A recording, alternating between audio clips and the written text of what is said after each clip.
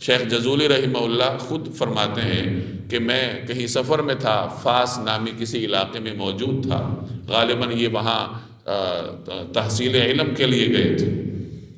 اب وہاں پہ وضو کرنے کی ضرورت تھی، کنویں پہ چلے گئے وضو کرنے کے لیے، تو کنویں کے اندر پانی بہت نیچے تھا، پانی اوپر، یعنی اب وضو کیسے کریں؟ پانی لینے کے لیے کوئی برتن بھی نہیں ہے، کوئی ڈول نہیں ہے، ارد گرد کوئی ایسی چیز نہیں ہے کہ جس کے ذریعے سے پانی بھرا جا سکے۔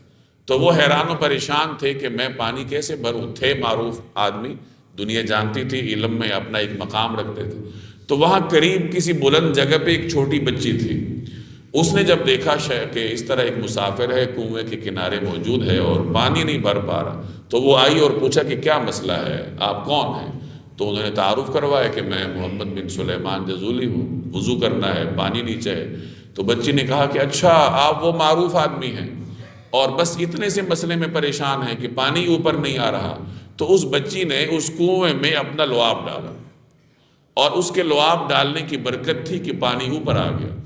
اب شیخ نے اس سے وضو کیا، لیکن تھے بڑے حیران، تو اس معصوم بچی سے پوچھنے لگے کہ بیٹی یہ تو مجھے بتاؤ کہ تمہارا کون سا ایسا عمل ہے کہ جس کی وجہ سے اللہ نے تمہیں اتنی تاثیر عطا کی ہے کہ تمہارے لعاب کی برکت سے پانی اوپر آ گئے؟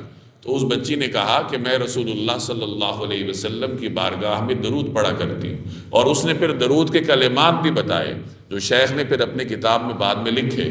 تو اس بچی کا عمل دیکھ کر امام جزولی کے دل میں یہ خواہش پیدا ہوئی کہ اگر درود شریف پڑھنے کو اللہ نے یہ فضیلت عطا کی ہے تو پھر کیوں نہ میں درود شریف کے کلمات پر مشتمل کوئی مجموعہ مرتب کروں۔ چنانچہ انہوں نے پھر یہ مجموعہ مرتب کیا جو دلائل الخیرات کے نام سے آج آپ کے معاشرے میں موجود ہے، لوگ اس کو پڑھا کرتے ہیں۔